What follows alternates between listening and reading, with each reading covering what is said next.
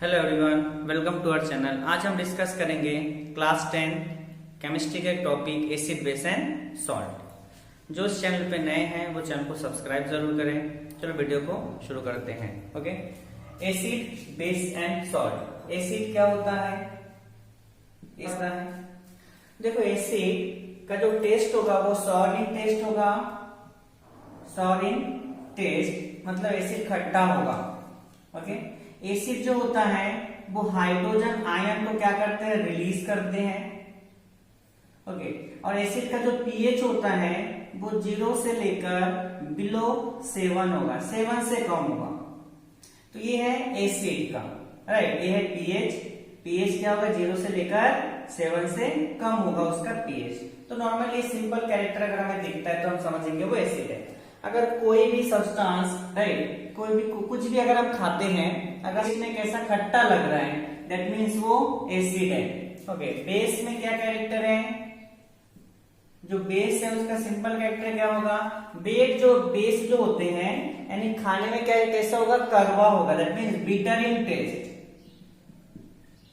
Bitter in taste होगा।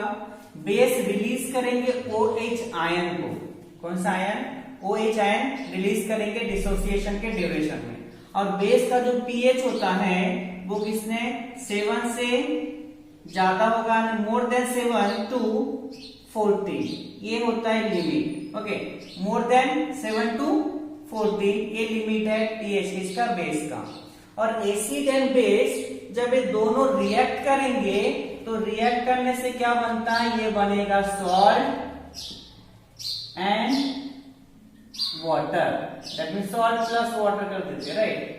तो acid and base react करके हमेशा सॉल्ट बनेगा। तो जितने भी सॉल्ट हैं वो एसिड एंड बेस का ही कंपाउंड है। That means acid and base react करके ही वो सॉल्ट बनता है। ओके,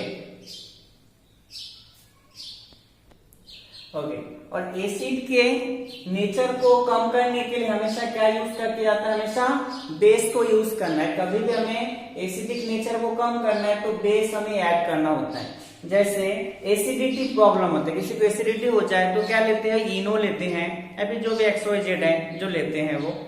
तो उसमें होता क्या है? जो इनो है या फिर जो भी कोई भी केमिकल्स वो ले रहे हैं एसिडिक नेचर को कम करने के लिए, वो हमेशा बेस होता है, वीक बेस होता है हमेशा।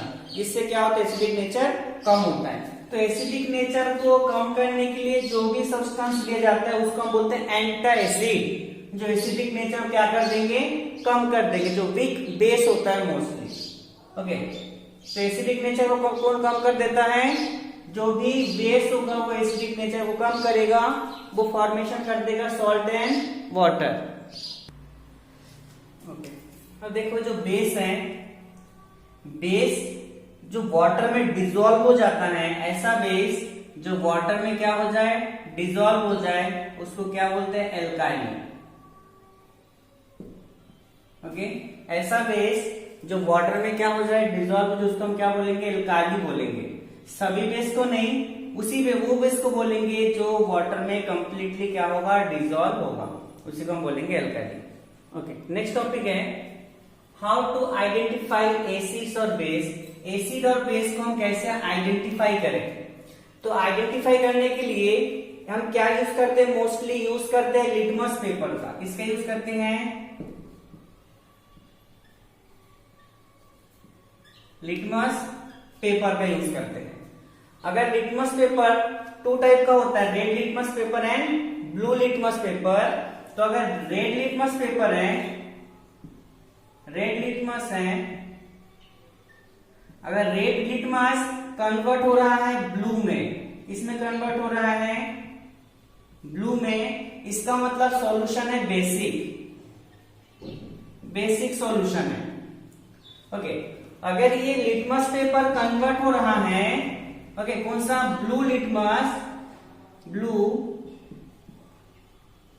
ब्लू लिटमस किसमें कन्वर्ट हो जा रहा है? ये रेड में। इसका मतलब सॉल्यूशन क्या है? Acidic solution. ओके, तो हमें क्या देखना होता है, हम लिटमस पेपर से ये आइडेंटिफाई कर सकते हैं कि जो सॉल्यूशन है, सॉल्यूशन का नेचर कैसा है, वो एसिडिक नेचर का है कि बेसिक नेचर का है। हम सॉल्यूशन में जैसे ही डिप करेंगे, ओके, अगर रेड लिटमस पेपर ब्लू में कन्वर्ट हो रहा है मतलब बेसिक सॉल्यूशन है, सॉल्यूशन का नेचर बेसिक हो गया। हम सॉल्यूशन में डिप करेंगे ब्लू लिटमस पेपर, वो किस में कन्वर्ट हो जाएगा, टर्न हो जाएगा रेड लिटमस में, रेड हो जाएगा, जो कलर होगा वो रेड कलर का हो जाएगा। दैट मीन्स वो सॉल्यूशन होगा एसिडिक सॉल्यूशन। तो हम इजीली आइडेंटिफाई कर सकते हैं, और जो इजीली हमें इंडिकेट कर देता है कि वो एसिडिक है कि बेसिक है, हम उसको बोलते हैं इंडिकेटर। इंडिकेटर दैट मीन्स जो हमें इंडिकेट करेगा कि वो सॉल्यूशन जो है एसिडिक है कि बेसिक है। जैसे मोटरसाइकिल में लेफ्ट और राइट जाने के लिए इंडिकेटर होता है, जैसे आप उसको टर्न करोगे तो दिखेगा आपको जाना है कि आपको राइट जाना है। सेम है कि इंडिकेटर आपको ये आइडेंटिफाई करा देगा ये आपका जो सॉल्यूशन है उसका नेचर क्या है, एसिडिक है कि बेसिक नेचर का सॉल्यूशन है। इसमें और एक इंडिकेटर होता है जो क्या कर देते हैं, एसिड और बेस के जो ऑर्डर को ही चेंज कर देते हैं, उस इंडिकेटर को हम बोलते हैं ऑल्फैक्टरी इंडिकेटर। इंडिकेटर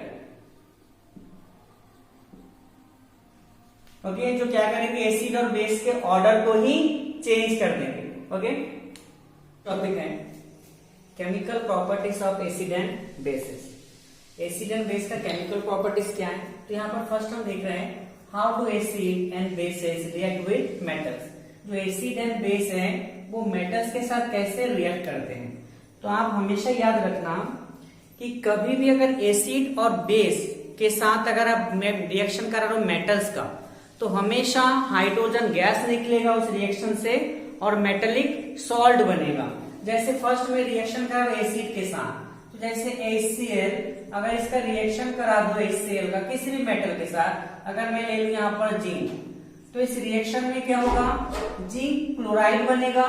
क्या बनेगा, zinc Cl2 plus hydrogen gas इस यहां से क्या होगा, रिलीज होगा। तो यहाँ पर बैलेंस के लिए क्या लिया मैंने, यहाँ पर 2। ओके, तो जब भी हम एसिड के साथ, ये एसिड है और ये मेटल है, तो एसिड के साथ मेटल का रिएक्शन करेंगे तो क्या बना, मेटेलिक सॉल्ट, जिसके जिंक से कराए तो जिंक क्लोराइड, और कौन सा गैस रिलीज हुआ, हाइड्रोजन। तो कभी भी अगर हम एसिड और बेस का रिएक्शन कराएंगे मेटल के साथ, हाइड्रोजन गैस हमेशा रिलीज होगा। तो हमने एसिड के साथ रिएक्शन करा के देखा, अब देखते हैं बेस के साथ। चलो एक बेस ले लेते हैं NaOH, एक स्ट्रॉन्ग बेस है। अगर इसके साथ हम रिएक्शन कराएं जिंक का, ओके, तो क्या बनेगा प्रोडक्ट। ओके, आपको पता है कि एसिड के साथ हो या बेस के साथ मेटल रिएक्ट कर रहा है तो ये पहले तो हाइड्रोजन गैस बनेगा, ये तो निकल गया। बाकी और जो बचा है तो ये भी 2NaOH लेना है, तो ये बन गया, ये भी एक मेटेलिक सॉल्ट, तो Na2 ये हो गया ZnO का 2। ओके, तो ये बन गया प्रोडक्ट। ओके, तो इसका नाम क्या था, जिंक क्लोराइड, और इसका नाम है सोडियम जिंकेट। इसका नाम क्या है, सोडियम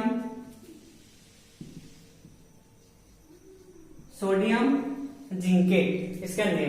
नेक्स्ट टॉपिक है how do acid react with metallic carbonate और metal hydrogen carbonate. Okay, metallic carbonate का मतलब होता है जब किसी में क्या जुड़ा होगा, CO3 किसी में ऐड है तो क्या बोलते हैं, कार्बोनेट। तो मेटल के साथ जुड़ा है तो क्या बोलेंगे, मेटेलिक कार्बोनेट। तो देखते हैं कि कैसे रिएक्ट करता है मेटल कार्बोनेट और मेटल हाइड्रोजन कार्बोनेट। तो मेटेलिक कार्बोनेट क्या है, ये है Na2CO3, इसको क्या बोलेंगे हम, मेटेलिक कार्बोनेट। अब इसके साथ हमें क्या रिएक्शन कराना है, एसिड का, तो HCl का हम रिएक्शन करा रहे हैं। ये जो सोडियम कार्बोनेट है इसी को हम क्या बोलते हैं, डिटर्जेंट बोलते हैं, राइट, एक डिटर्जेंट है। ओके, अब देखो आप हमेशा एक चीज को हमेशा याद रखना कि जो इसमें कार्बोनेट प्रेजेंट होगा, अगर उसको हीट करेंगे, कहीं से भी हीट एनर्जी उसको मिलेगा, तो वहां से हमेशा कार्बन डाइऑक्साइड गैस निकलेगा हमेशा। अगर उसमें कार्बोनेट है, अगर उसको हीट एनर्जी मिल रहा है तो वहां से कार्बन डाइऑक्साइड रिलीज होगा। तो जो एसिड है इसमें बहुत ज्यादा एनर्जी होता है, क्योंकि HCl स्ट्रॉन्ग एसिड है तो इसके पास बहुत एनर्जी होता है। जैसे इसके साथ रिएक्ट होगा, फर्स्ट क्या निकल जाएगा यहाँ से, CO2 गैस यहाँ से निकल जाएगा। ओके, CO2 गैस रिलीज हो जाएगा, तो ये 2 मोल क्या लेना है HCl। अब देखो ये सोडियम हाईली रिएक्टिव मेटल है, यहाँ पर हाईली रिएक्टिव नॉन मेटल है, तो सोडियम और क्लोरीन क्या बना लेंगे, ये बना लेंगे NaCl, सॉल्ट बना लिया। और यहाँ पर बचा है एक ऑक्सीजन, यहाँ बचा है 2 हाइड्रोजन, तो हाइड्रोजन और ऑक्सीजन मिलके क्या बना लेगा, H2O। ओके, तो ये यहाँ पर लगा देंगे 2, तो इक्वेशन बैलेंस भी हो जाएगा। ओके, तो हमने क्या देखा अभी कि जब भी सोडियम कार्बोनेट किसी एसिड के साथ रिएक्ट होगा तो क्या क्या बनेगा। ओके, एसिड हमने क्या लिया, HCl, तो कार्बन डाइऑक्साइड रिलीज हो गया, सॉल्ट बना है, वाटर बना। ओके, सेकेंड क्या है, मेटल हाइड्रोजन कार्बोनेट, मतलब उसमें मेटल भी होगा, हाइड्रोजन भी होगा और कार्बोनेट भी, तो ये क्या होता है, NaHCO3, ये क्या है, मेटल हाइड्रोजन कार्बोनेट। अब इसमें अगर रिएक्शन करेंगे इसके साथ HCl के साथ, तब क्या बनेगा। ओके, तो देखो HCl है, फिर से क्या करेंगे, यहां से क्या रिलीज कर देगा, ये तो CO2 पहले निकाल देगा, 3 ऑक्सीजन में से 2 चला गया। अब देखो ये Na है, HCl है, तो क्या बना लिया, NaCl प्लस यहां पर एक हाइड्रोजन, यहां पर एक हाइड्रोजन, यहां बचा एक ऑक्सीजन, तो ये क्या बना लिया, फिर से H2O। तो मेटल कार्बोनेट या फिर मेटल हाइड्रोजन कार्बोनेट के साथ जैसे HCl रिएक्ट करेगा, कार्बन डाइऑक्साइड रिलीज होगा, सॉल्ट बनेगा एंड वाटर बनेगा, हमेशा ऐसे प्रोडक्ट बनेगा। ओके, नेक्स्ट टॉपिक है how do bases react with non metal oxide. Non metal oxide के साथ कैसे रिएक्ट करता है, non metal oxide, non metal कौन कौन सा है, जैसे hydrogen, nitrogen, oxygen, sulphur, fluorine, chlorine, bromine. Okay, ऐसे कुछ गिना चुना है जो क्या है, नॉन मेटल है।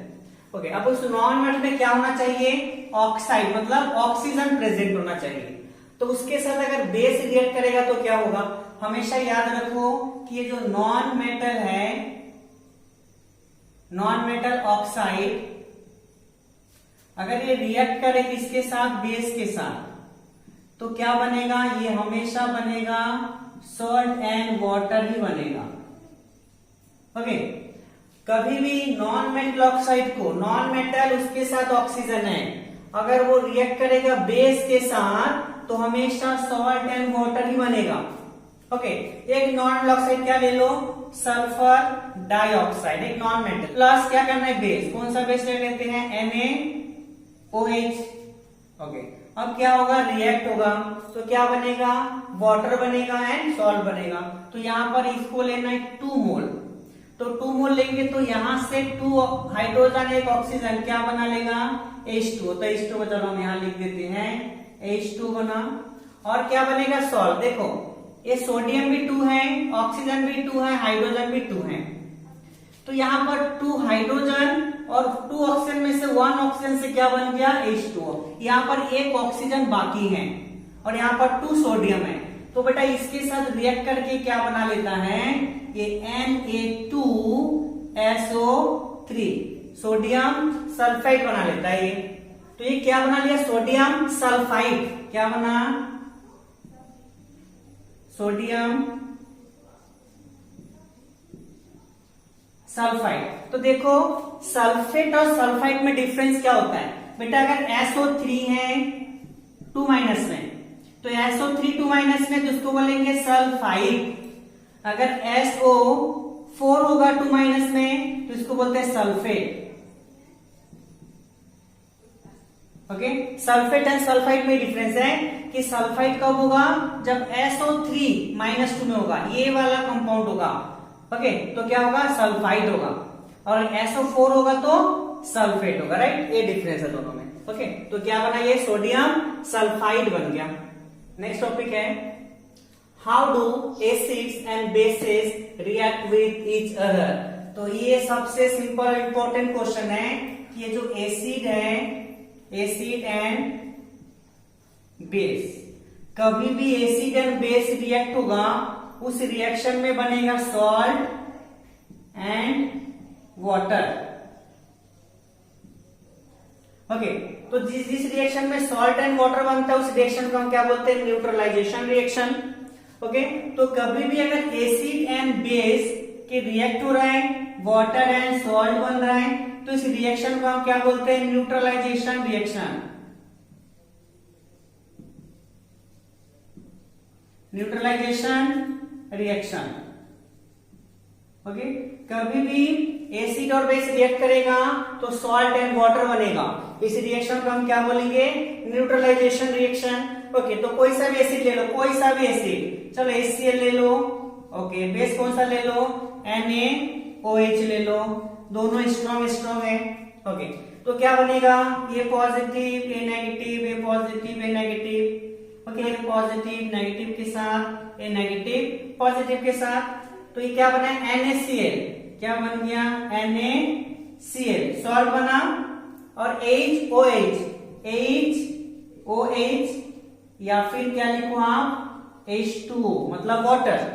ओके, तो कभी भी अगर आप एसिड एंड बेस का रिएक्शन करोगे उस रिएक्शन में सॉल्ट एंड वाटर बनेगा। ओके, नेक्स्ट क्वेश्चन है, do acids and alkalis conduct electricity?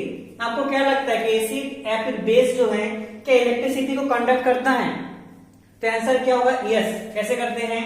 क्योंकि आपको पता है जैसे ही आप एसिड या फिर बेस को किस में ऐड करोगे, ये मान लो वाटर है, H2O में ऐड करोगे, तो ये जैसे ही आप ऐड करोगे, एसिड को ऐड करोगे, मान लो ये HCl, तो जैसे वाटर में ऐड होगा ये hydrogen ion and chlorine ion में कन्वर्ट हो जाएगा। अगर आप बेस को ऐड कर रहे हो, मान लो NaOH है, तो इसको ऐड करते ही ये क्या कन्वर्ट हो जाएगा? ये आयन में, that means sodium ion plus OH ion, तो पूरे वाटर में आयन होगा। आप एसिड ऐड करोगे तो ऐसा वाला आयन होगा, बेस ऐड करोगे तो ऐसे आयन होगा। तो अगर उस सॉल्यूशन में आयन प्रेजेंट है तो वो इलेक्ट्रिसिटी को क्या करेगा? कंडक्ट करेगा। तो अगर हम एक सेटअप बनाते हैं, ओके, इस सेटअप में क्या है? इस वाटर में, चलो हमने कंसीडर किया कि एसिड को ले लिया, तो एसिड इसमें क्या क्या होगा? बहुत सारा हाइड्रोजन आयन, बहुत सारा क्लोरीन आयन प्रेजेंट होगा। चलो दूसरे कलर के पेन से लिख देते हैं कि यहाँ पर हाइड्रोजन आयन बहुत सारा और बहुत सारा क्लोरीन आयन प्रेजेंट है। जितना अमाउंट एसिड करोगे उतने आयन हो जाएगा। अब क्या करना, हमें इसमें इलेक्ट्रॉन लगाना है, तो चलो यहाँ पर एक इलेक्ट्रॉन लगाया हमने, यहाँ पर एक इलेक्ट्रॉन लगाया हमने। अब इसको किसमें कनेक्ट कर दिया? एक बैटरी के साथ कनेक्ट कर दिया। अब इसमें हमने एक की लगा दिया, और इसमें क्या लगा दिया हमने? यहाँ पर एक बल्ब भी लगा दिया। ओके, अब क्या करेंगे? ये प्लस है, ये माइनस है, तो जैसे हम स्विच को ऑन करेंगे हम क्या देखेंगे? जो बल्ब है ये ग्लो करेगा। कैसे करेगा? ग्लो। ओके, तो देखो कैसे करेगा। जैसे ये यहां पर आ जाएगा, ये हो गया पॉजिटिव, ये हो गया नेगेटिव, तो ये जो पॉजिटिव है ये नेगेटिव इसको अपने साइड अट्रैक्ट करेगा, और ये नेगेटिव है तो यहाँ पर एक पॉजिटिव अट्रैक्ट करेगा। तो जब आयंस का मूवमेंट स्टार्ट होगा अपोजिट चार्ज इलेक्ट्रोड की ओर, तो ऑटोमेटिक ये क्या करेगा? इलेक्ट्रिसिटी को कंडक्ट करेगा, और ये बल्ब क्या होगा? हमें ग्लो होता हुआ दिखेगा। तब ये बल्ब हमें ग्लो होता हुआ दिखेगा। ओके, दैट मीन्स एसिड हो या बेस हो या फिर सॉल्ट हो, आप सॉल्ट भी ले लोगे वो भी ये काम करेगा। अगर वाटर में एसिड प्रेजेंट है, बेस प्रेजेंट है या फिर सॉल्ट प्रेजेंट है, तो वो क्या करेगा? इलेक्ट्रिसिटी को कंडक्ट करेगा। बट प्योर वाटर, अगर वाटर कैसा हो? प्योर, तो वो इलेक्ट्रिसिटी को कंडक्ट नहीं करता। ओके ओके, नेक्स्ट टॉपिक क्या है? नेक्स्ट टॉपिक है आयनाइजेशन। ओके, तो क्या होता है आयनाइजेशन हम समझेंगे यहाँ पर। तो फर्स्ट किसने बताया था आयनाइजेशन के बारे में? एक साइंटिस्ट जिसका नाम है आर्नियस।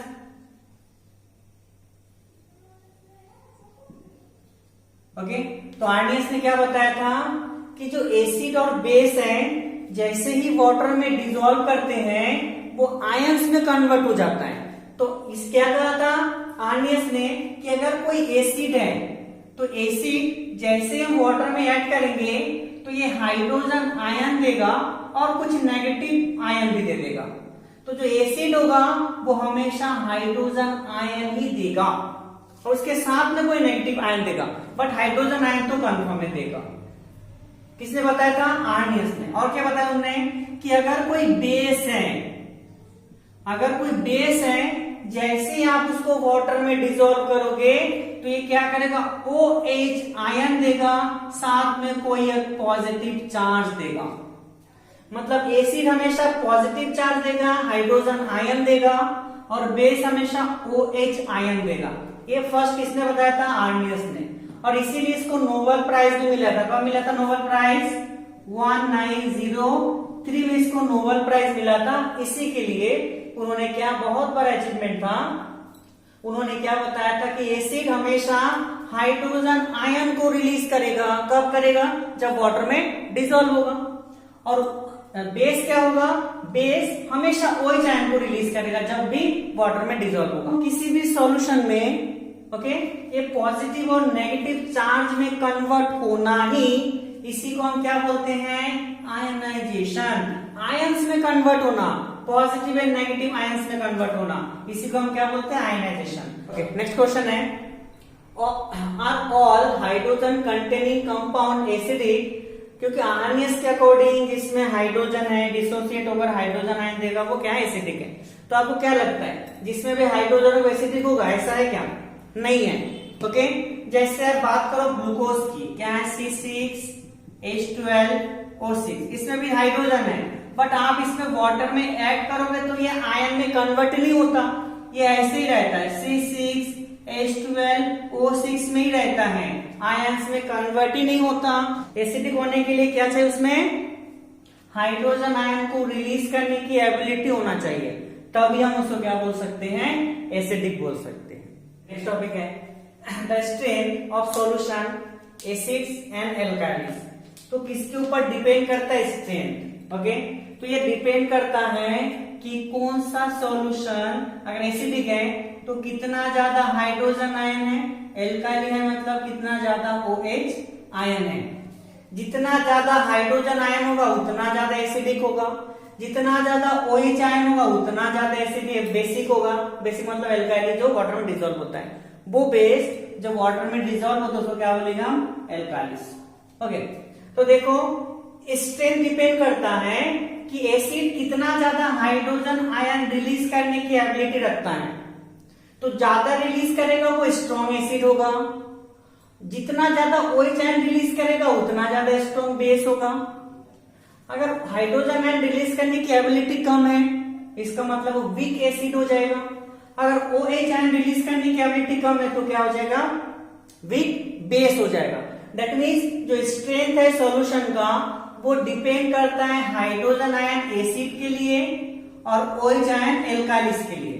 जितना ज्यादा हाइड्रोजन आयन प्रेजेंट होगा उतना ज्यादा एसिडिक नेचर का सॉल्यूशन होगा, जितना ज्यादा OH आयन प्रेजेंट होगा सॉल्यूशन में उतना ज्यादा एल्काइलिस होगा वो सॉल्यूशन, मतलब बेसिक नेचर का सॉल्यूशन होगा। ओके, नेक्स्ट टॉपिक है पीएच स्केल। क्या होता है pH scale? PH scale pH को मेजरमेंट करने के लिए एक स्केल है जिसके थ्रू हम ये बता सकते हैं कि सॉल्यूशन एसिडिक है कि बेसिक है। ओके, तो अगर 7 से बिलो है, 0 एंड 7 के बीच में अगर कोई पीएच वैल्यू आ रहा है तो वह एसिडिक नेचर का होता है। एग्जैक्ट 7 है तो वो न्यूट्रल होगा। अगर मोर देन 7 to 14 के बीच होगा तो उसको हम क्या बोलेंगे? बेसिक। ओके, तो कोई भी सॉल्यूशन है, जितने भी कंपाउंड होते हैं, या तो वो एसिडिक होगा, या तो वो बेसिक होगा, या फिर न्यूट्रल होगा। ओके, अब ये डिपेंड किसके ऊपर करता है? तो देखो, जितना ज्यादा हाइड्रोजन आयन रिलीज करने की एबिलिटी होगा उतना ज्यादा एसिडिक, यानी पीएच ये 1 के 0 के डायरेक्शन में आएगा, इसका मतलब है उसका पीएच उतना ही ज्यादा स्ट्रॉन्ग है, उतना ज्यादा हाइड्रोजन आयन रिलीज कर सकता है। 7 ये आगे। ओके, तो यहाँ पर जितना आगे हम जाएंगे उतना ही पीएच उसके स्ट्रॉन्ग है। ओके, तो यहाँ पर 13-14 में यहाँ पर अगर पीएच है इसका मतलब वो बहुत ही स्ट्रॉन्ग बेस है, यानी यहां से अगर हम देखिए, यहां से 11 से 14 के बीच में, तो ये बहुत स्ट्रॉन्ग बेस होता है। और यहां से अगर हम देखें 2.5 और यहां से 0 के बीच वाला, ये बहुत ही स्ट्रॉन्ग एसिड होता है। तो डिपेंड करता है कि हाइड्रोजन आयन कितना रिलीज कर सकता है, ओके, डिसोसिएट कर सकता है, जब क्या होगा, वाटर में डिसॉल्व होगा। तो जितना ज्यादा हाइड्रोजन आयन रिलीज करेगा उतना ज्यादा एसिडिक होगा, ओके। जितना ज्यादा OH आयन रिलीज करेगा उतना ज्यादा बेसिक होगा, राइट। न्यूट्रल क्या होता है, जिसमें एसिड का भी एंड बेस का दोनों का इक्वल अमाउंट में प्रेजेंट होता है प्रॉपर्टी। जैसे देखो, इस बात करें अगर हम H2O की, तो चलो H2O को हम लिख लेते हैं ऐसे HOH। देखो हाइड्रोजन प्लस OH माइनस दोनों प्रेजेंट है इक्वल अमाउंट में, इसलिए क्या है, ये न्यूट्रल है। तो अगर एसिडिक नेचर है, उसको न्यूट्रल करने के लिए क्या करेंगे, हम बेस को ऐड करेंगे। अगर कोई बेसिक कंपाउंड है, उसको न्यूट्रल करना है, तो उसमें एसिड को ऐड करेंगे, जिससे क्या होगा, धीरे धीरे वो न्यूट्रल होगा, ओके। तो ये वो जो होता है पीएच स्केल। पीएच का फुल फॉर्म होता है, आप बोल सकते हो या तो पावर ऑफ हाइड्रोजन आयन या फिर पोटेंशियल ऑफ हाइड्रोजन आयन, चलेगा, ओके। पावर बोलो, पोटेंशियल बोलो, चलेगा, ओके। पीएच का क्या मतलब होता है, पावर ऑफ हाइड्रोजन आयन या फिर potential of hydrogen ion. Okay, next हम क्या देखेंगे, importance of pH in our daily life. तो हमारे डेली लाइफ में यहाँ पर हमने कुछ पॉइंट के बारे में डिस्कस करेंगे, जो क्या है, बहुत ही इंपॉर्टेंट होता है। फर्स्ट क्या है, pH and the process of digestion. तो डाइजेशन में क्या होता है, पीएच के इंपॉर्टेंट होता है, क्योंकि जो डाइजेशन होता है हमारे स्टमक में, वहां पर क्या होता है, HCl हाइड्रोक्लोरिक एसिड होता है। तो हाइड्रोक्लोरिक एसिड क्या करते हैं, डाइजेशन के प्रोसेस में हेल्प करते हैं, ताकि इजीली क्या हो सके, डाइजेस्ट हो सके, ओके, राइट। तो ये जो एसिड है हमारे स्टमक को हार्म नहीं पहुंचाते, बस ये क्या करते हैं, डाइजेशन के लिए हेल्प करते हैं, ओके। इन केस अगर हमारे स्टमक में HCl का कंसेंट्रेशन बढ़ जाता है, हमें क्या करना है उस टाइम, कोई भी एंटासिड, मतलब जो एसिड के नेचर को कम करने वाला टैबलेट है, वो हमें लेना होगा, जो एक्चुअल में बना किससे होता है, बिग बेस का बना होता है। यानी जैसे ही हम क्या करेंगे, उस टैबलेट को ले लेंगे, तो क्या होगा, वहां पर जाके न्यूट्रलाइजेशन रिएक्शन होगा और एसिड के जो कैरेक्टर है, यानी एसिडिटी क्या होगा, सडनली डिक्रीज होगा, ओके। तो डाइजेशन में हेल्प करता है पीएच, ओके, राइट। उसके बाद है pH of blood and life process. हमारा जो पीएच होता है ब्लड का, ओके, बुक में क्या दिया है, बुक में 6.8 से लेकर 7.8 के बीच में है, बट अगर आप एग्जैक्ट नॉर्मल में बताना है तो आप इसको बता सकते हो 7.4 के आसपास जो होते हैं ब्लड का पीएच होता है, 7.4 के आसपास पीएच होता है। ये जो ब्लड का पीएच होता है, ये बेसिक नेचर का होता है। कौन सा नेचर का होता है, बेसिक नेचर का। एसिडिक क्यों नहीं होता, क्योंकि ब्लड में प्रेजेंट होता है हीमोग्लोबिन, और हीमोग्लोबिन का काम क्या है, ऑक्सीजन को बाइंड करके बॉडी में ट्रांसपोर्ट करने का काम करते हैं। तो अगर वो एसिडिक नेचर का हो जाएगा ब्लड, तो वो हीमोग्लोबिन अच्छे से, हीमोग्लोबिन जो है ऑक्सीजन को बाइंड नहीं कर पाएगा, अच्छे से ऑक्सीजन का ट्रांसपोर्टेशन नहीं हो पाएगा। तो ये प्रॉब्लम है, इसलिए जो हमारे ब्लड का पीएच होता है स्लाइटली बेसिक नेचर का होता है। यही रीजन है कि हमारा जो ब्लड है वो बेसिक नेचर का होता है, ओके, राइट। उसके बाद क्या है, पीएच ऑफ सलाइवा। आपको पता है जो सलाइवा है, अपना जो लार है, वो क्या होता है, एसिडिक नेचर का होता है, ओके, एसिडिक नेचर का होता है। अगर ये एसिडिक नेचर और 5.5 से बिलो हो जाए, इससे 5.5 से कम हो जाए, तो दांत क्या होगा, जो टीथ है अपना, वो डिकेइंग होना स्टार्ट हो जाएगा, सड़ना चालू हो जाएगा। अब कैसे इसको कंट्रोल करें, इसके लिए क्या करना होगा, जो टूथपेस्ट है, टूथपेस्ट का नेचर होना चाहिए बेसिक नेचर का, ताकि जैसे ही ब्रश करे टूथपेस्ट से, बेसिक नेचर वाले टूथपेस्ट से, तो क्या होगा, आपका न्यूट्रलाइजेशन का प्रोसेस हो सके और एसिडिक नेचर थोड़ा कंट्रोल हो सके, राइट। तो ये सलाइवा का नेचर जो होता है एसिडिक नेचर होता है, 5.5 से कम होगा तभी प्रॉब्लम, अदरवाइज कोई प्रॉब्लम नहीं है। ये भी क्या करते हैं, डाइजेशन प्रोसेस में हेल्प करते हैं सलाइवा, ओके। नेक्स्ट है self defence of animal and plants. बहुत सारे एनिमल एंड प्लांट्स हैं जो क्या करते हैं, एसिड का यूज करते हैं सेल्फ डिफेंस में, जैसे बीस हैं, ओके, हनी बीज, उसके बाद एंड्स हैं, ओके। ऐसे बहुत सारे ऑर्गेनिज्म हैं जो क्या करते हैं अपने प्रोटेक्शन के लिए किसका यूज करते हैं, एसिड का। तो फॉर्मिक एसिड का यूज करते हैं मोस्टली, कौन सा एसिड, फॉर्मिक एसिड। तो फॉर्मिक एसिड का यूज करते हैं। जैसे आप देखना कोई एंड क्या करते हैं, आपको डंक मार देते हैं, तो कुछ टाइम बाद वहां पर क्या होता है, सडनली स्टार्ट हो जाता है, पेन हो जाता है, तुरंत वहां पर सूजन आ जाएगा और क्या होगा, पेन स्टार्ट हो जाएगा। तो जैसे ही डंक मारा पेन स्टार्ट हुआ, क्या रीजन है कि डंक जैसे मारा वहां पर एसिड को रिलीज कर देते हैं, इसीलिए उतना जो बहुत ज्यादा पेन होता है। उसको कम करने के लिए क्या करना होगा, वहां पर कोई सा भी बेस वहां पर तुरंत अगर हम लगा दें, जिससे क्या हो सकता है, इसका असर कम हो जाएगा, ओके। तो बहुत सारे एनिमल और प्लांट्स हैं जो अपने सेल्फ डिफेंस के लिए किसके यूज करते हैं, एसिड का यूज करते हैं। तो बीस या फिर जो एंड्स है वो किसके यूज करते हैं, फॉर्मिक एसिड। ये फॉर्मिक एसिड का फॉर्मूला है, ये फॉर्मिक एसिड है, ओके।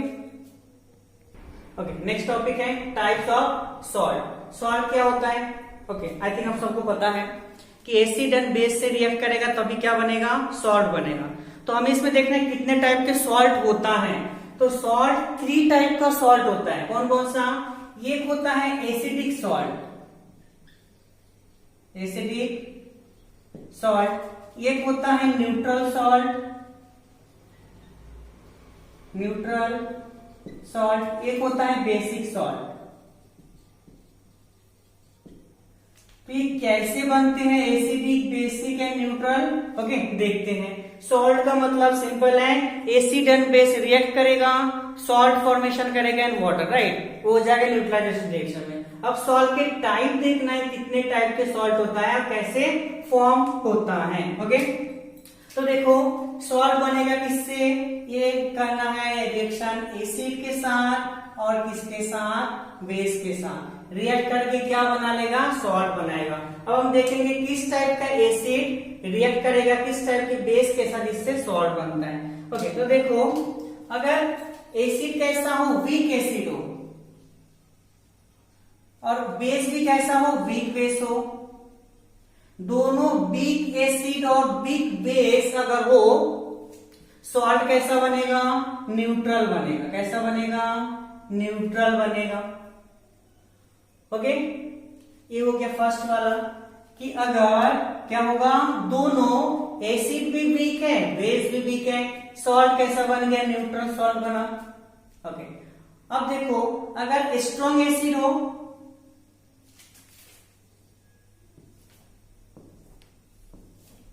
ओके, अगर क्या हो, एसिड कैसा हो, स्ट्रॉन्ग, बेस भी कैसा हो, स्ट्रॉन्ग, दोनों स्ट्रॉन्ग है, तब भी क्या बनेगा, न्यूट्रल सॉल्ट बनेगा, ओके। तो एक चीज क्या समझ में आ गया कि अगर एसिड और बेस दोनों सेम सेम हो, मतलब स्ट्रॉन्ग स्ट्रॉन्ग हो या फिर वीक वीक हो, उस कंडीशन में न्यूट्रल सॉल्ट फॉर्मेशन होगा, ओके, राइट। अब देखो अगर आप एसिड को क्या ले रहे हो, स्ट्रॉन्ग, और बेस को कैसा ले रहे हो, वीक, ओके। तो जो स्ट्रॉन्ग है उसी नेचर का सॉल्ट बनेगा, मतलब सॉल्ट कैसा बनेगा, अभी जो सॉल्ट बना ये बनेगा स्ट्रॉन्ग एसिड से, और वीक बेस से सॉल्ट बनेगा एसिडिक सॉल्ट बनेगा, ओके।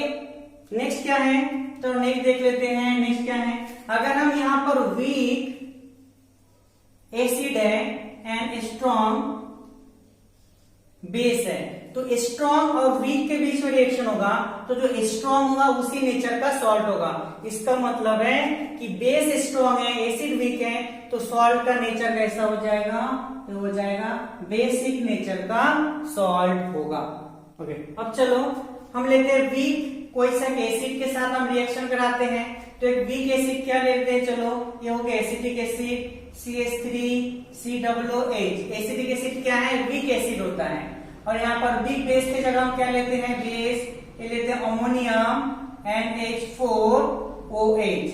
ये क्या है, weak acid and weak base है। तो तो देखो हमेशा आपको याद रखना है कि अगर एसिड बेस रिएक्ट होगा तो क्या निकलेगा, वाटर। तो ये मान लो हाइड्रोजन, यहाँ से OH क्या निकल गया, H2O। तो क्या बाकी क्या बनेगा, यहाँ पर ये वाला पार्ट बचा है, यहाँ पर ये बचा है, तो कैसा बनेगा सॉल्ट, ये CH3COONH4। तो सॉल्ट कैसा बन गया, दोनों वीक है तो ये बन गया न्यूट्रल सॉल्ट। ओके, अब दोनों स्ट्रॉन्ग लेना है, तो स्ट्रॉन्ग में क्या लेते हैं, एसिड में चलो HCl ले लेते हैं, स्ट्रॉन्ग बेस में क्या ले लेते हैं, NaOH ले लेते हैं। ओके, तो देखो यहाँ से क्या बनेगा, HOH क्या H2 बनेगा, और सॉल्ट क्या बनेगा, ये बनेगा NaCl। तो कैसा सॉल्ट है, न्यूट्रल सॉल्ट है। ओके, अब स्ट्रॉन्ग एसिड है, तो स्ट्रॉन्ग एसिड चलो HCl को रहने दो। अब यहाँ पर वीक बेस है, तो वीक बेस किसको ले लो, अमोनियम इसी को ले लो, तो ये होगा NH4OH। तो क्या बनेगा, यहाँ से H, यहाँ से OH, H2 बन गया, तो ये क्लोरीन इसमें जुड़ जाएगा। ओके, तो क्या बनेगा, ये बन गया NH4NCl। तो NH4Cl क्या है, एसिडिक सॉल्ट है। क्या सॉल्ट है, एसिडिक सॉल्ट। अब देखो यहाँ पर हमें क्या लेना है, वीक एसिड। तो एसिड वीक क्या ले लो, CH3COOH। स्ट्रॉन्ग बेस क्या ले लो, NaOH। तो यहां से बन गया H2O, तो CH3 क्या बना, ये बना CH3COO, और लास्ट में क्या है, Na। तो ये कोई किस टाइप का सॉल्ट है, बेसिक सॉल्ट है। तो आपको ऐसे ही पता करना है, ऐसे ही समझना है कि कौन सा एसिडिक सॉल्ट है, कौन सा बेसिक सॉल्ट है। ओके, तो वो रिएक्शन के अकॉर्डिंग डिपेंड करेगा कि जो रिएक्ट हुआ है वो एसिड किस टाइप का है और बेस किस टाइप का है, उसी से डिपेंड करेगा सॉल्ट का नेचर, एसिडिक होगा कि बेसिक होगा। ओके, नेक्स्ट टॉपिक क्या है, एसिड रेन। तो देखो एसिड रेन क्या होता है, कैसे फॉर्म होता है और रेन के साथ कैसे फॉल होता है, इसके बारे में देखना है। एसिड फॉर्मेशन कैसे होता है, बहुत सारा कार्बन डाइऑक्साइड रिलीज होकर चला गया एटमॉस्फेयर में, तो ये CO2 है। एटमॉस्फेयर में क्या प्रेजेंट है, वाटर वेपर। तो ये वाटर के साथ रिएक्ट करके क्या बना लेते हैं, H2CO3, जो एक टाइप में क्या है, एसिड है, कार्बोनिक एसिड है। Okay, carbon dioxide and water vapour जो रिएक्ट करके बना लेंगे कार्बोनिक एसिड। अब देखो व्हीकल से बहुत ज्यादा क्या रिलीज होता है, SO2। एटमॉस्फेयर में ऑक्सीजन की रिएक्ट करके बना लेते हैं SO3। ओके, पहले क्या बना लेगा, SO3।